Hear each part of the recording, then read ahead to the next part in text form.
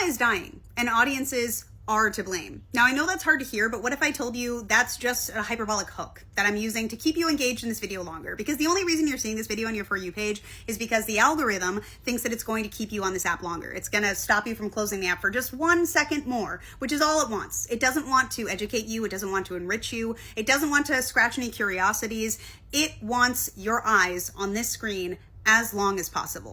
Now, enrichment and education can absolutely be a byproduct of this. I pride myself on my For You page. It oftentimes shows me things that I'm like, wow, this is so cool. I'm so glad that I trained this little computer program in my phone to show me things that I find so fascinating. That's incredible. But it also shows me a ton of Love Island content, and I've never watched a single episode. It shows me a ton of drama between people I know, people I've never seen before, and people I truly do not care about. Because it knows that drama is inherently interesting. It knows that scandal is something that everybody perks their ears up for. Regardless of how little we actually want consciously to engage with it, this algorithm, this app, and others like it they don't care about what you actually want to see. They care about showing you what is going to keep you on this app. And that is the biggest problem that I have with this new switch towards algorithm models in pretty much all media these days. So when I say things like I'm noticing a general lack of curiosity amongst audiences these days, and I get immense pushback from people whose main counter to that argument is to say that whatever movies I'm citing in my argument weren't marketed well enough, that's part of the problem, because audiences are being conditioned to only engage with anything that is served to them, that is suggested to them by an algorithm.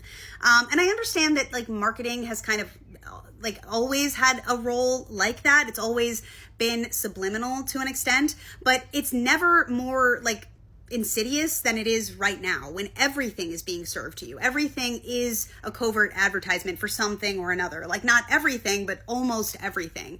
And I think that's a tragedy to me, is that's the way that people are being conditioned to consume and identify and relate to and understand media these days. Is they're not the process of being curious and learning and going out and finding things and trying things out and seeing if maybe you're going to like this movie, maybe you aren't, maybe something you've never even heard of before. I remember as a kid, my family deciding to go see a movie and having us look through a newspaper to see what movies were showing and what they were about.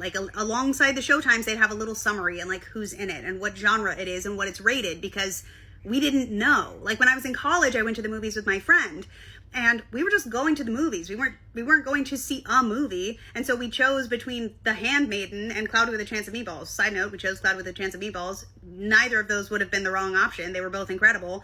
But no regrets. We saw them both eventually.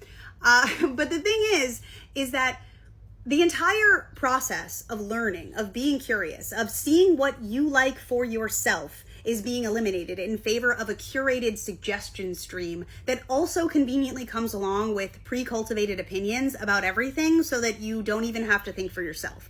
And I understand that this is not an easy thing to grapple with, because I'm part of this too, okay? I have to wrestle all the time with thinking about how much of my opinions are influenced by other people. When I see movies, before I review them, I don't like to know anyone else's opinions before I see a movie, because I like to go in completely blind because of how insidious it is these days with this pipeline of just this idea of self that is being mass produced right now.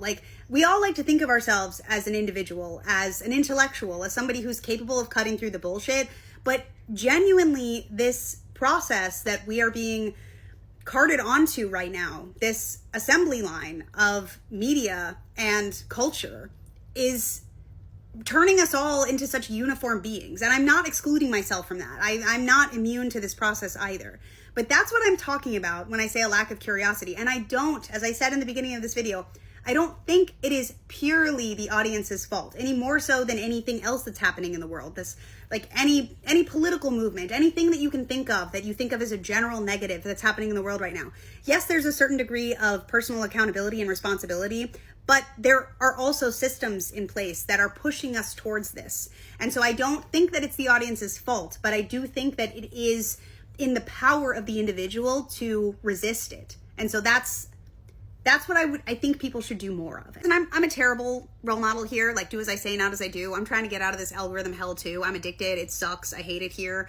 But genuinely, I think that we are losing the art of meandering through media, of being caught up in just the joy of discovery, because everyone has to be on the same page about everything all the time. And like, people don't even think, it doesn't even occur to them that they could explore things that aren't suggested to them a lot of the time. Not everyone, but I'm just saying for a lot of people, that seems to be the case. You know, like I come from the generation where I used to roam the aisles of the fabled Blockbuster, you know, and I wasn't like looking for something specific. I was just half the time looking for something that stood out to me, you know, and it wasn't always a hit, you know, but the art of meandering through ideas and art and finding your way to yourself or to a greater understanding of something or to just something that you love is in itself beautiful. And I feel like we're losing that because we just expect, and it's never been easier. Like literally,